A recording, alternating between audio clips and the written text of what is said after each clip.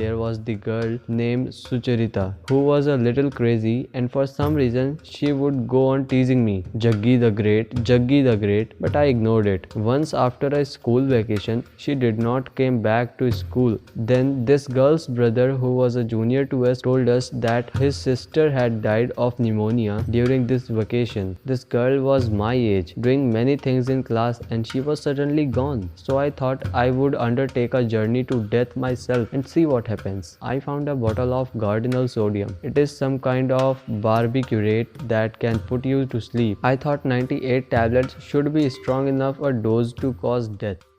Hey guys, till now we have learned different things about death, that life and death both are happening at same time within us. Death just do not come to someone someday later. It is happening right now and even before we were born. And as I said, in this video we will exploring death from the perspective of Sadhguru himself in his own words, and all this will be in the form of a story narrated by Sadhguru, so please try to listen it carefully. And here we go. This is part 1, chapter 1, topic 3, exploring death. Let's begin.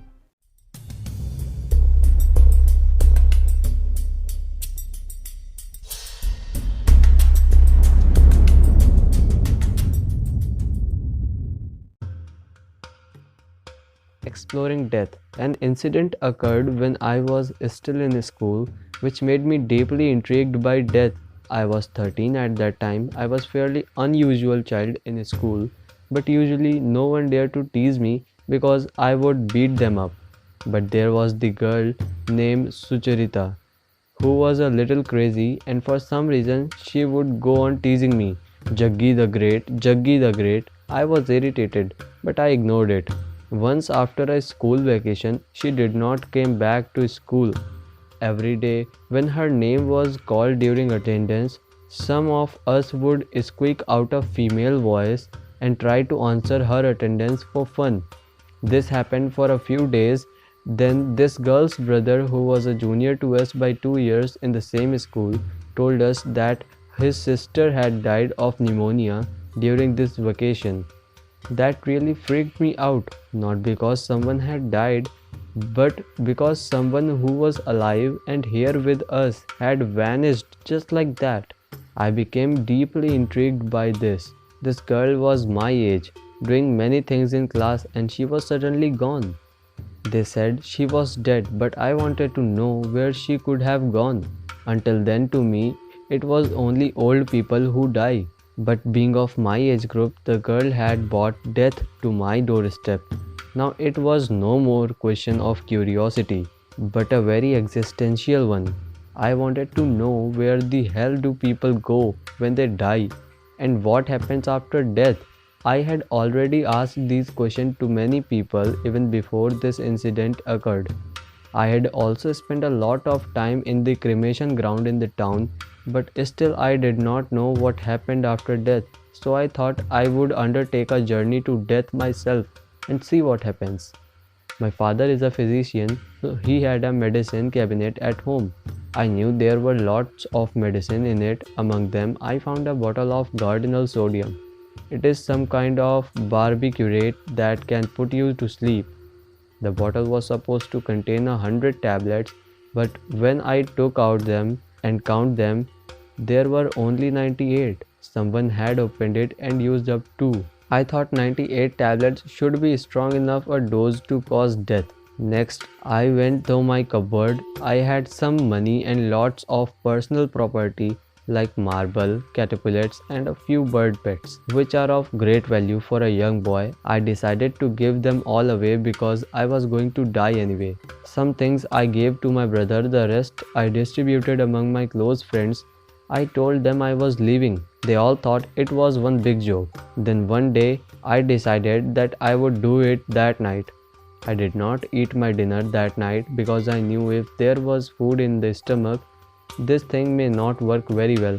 I told my family I was not hungry and went to terrace with the tablet. I popped in all the 98 pills and just went to sleep, hoping that I would know where all the dead people go. In the morning, they did everything to wake me up, but I would not wake up. Usually, it was always a little hard to wake me up in the mornings, But this time I just did not wake up at all. Then my father saw that I was limp.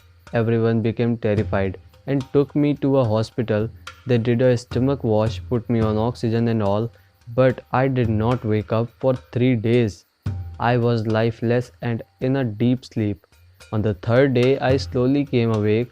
Still lying down on the bed, I slowly opened my eyes. The first thing I saw were the rafters in the ceiling above the bed.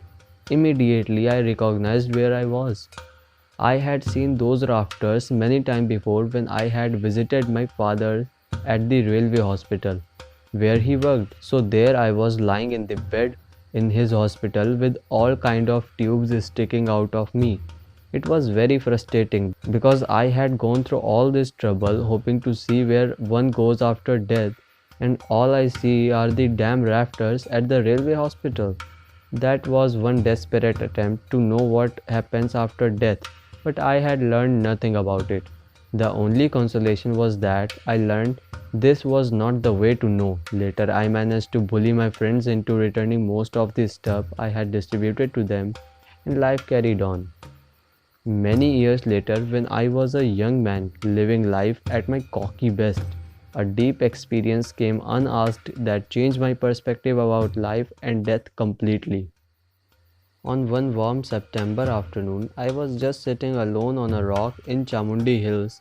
I had my eyes open, not even closed, when something began to happen to me. Suddenly, what I thought all my life as me was all around.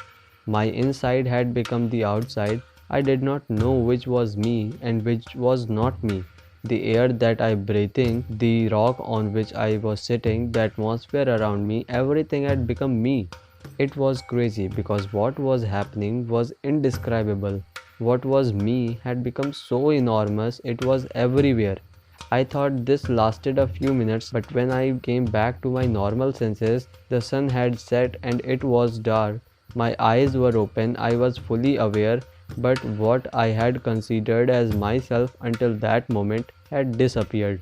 From the time I was 8 years of age, I had not shed a single tear, but now, as I was sitting, tears were flowing to the point where my shirt was wet. I have always been peaceful and happy, that has never been an issue. But here I was drenched with a complete new kind of blissfulness. It was about 7:30 in the evening, about 4.5 hours passed like this. When I went back home, this sort of experience became recurring. They became more and more frequent for a period of time. It was a bit of a war between a phenomenal experience with a flood of memories and my super smart intellect. The intellect struggled. It would not give in. The only thing that my mind could tell me is that I was losing my balance.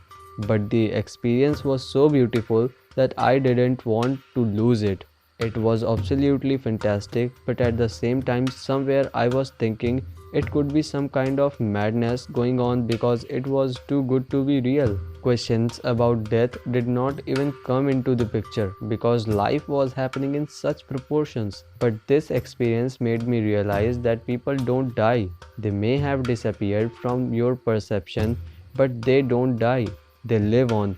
I was flooded with lifetimes of memories and experiences that made me realize that the past few lifetimes for me were about the same work, in the same place, and to some extent with same people.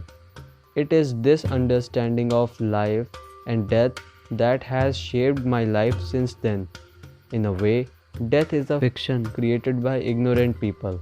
Death is the creation of the unaware, because if you are aware, it is life, life, and life alone, moving from one dimension of existence to another. Well, now, from Sadhguru's perspective, while exploring death, we get to know that the death we think of is nothing in itself. It is just a fiction created by ignorant people. And if death is nothing in itself, so why all these people die every day? Or at least we say that they are no more. And is that right to say so? Well, here now comes the perception thing. In this same video, we also learned that death of someone is just disappearance from our perception. If I simply say it, then since we have limits on our perception, that's why we usually say dying is just the end of one's life, but actually that one is just moving from one dimension of existence to another. Or think of it in another way. Just assume that somehow you can talk to dead people just like normal mortals. I'm not talking about spirits, I'm talking about the same person after death. Then think of it, would you mourn on his death or not? I would say you will definitely not, and neither you have to. The same thing is happening in this very real world, but with just a very little change that you cannot talk to that dead people anymore, and only because of this little change you mourn on the death of someone. In our next video, we will talk about, is death a calamity? Because no matter how much you convince people that death is just a cause of having different perception, they will just not easily accept it.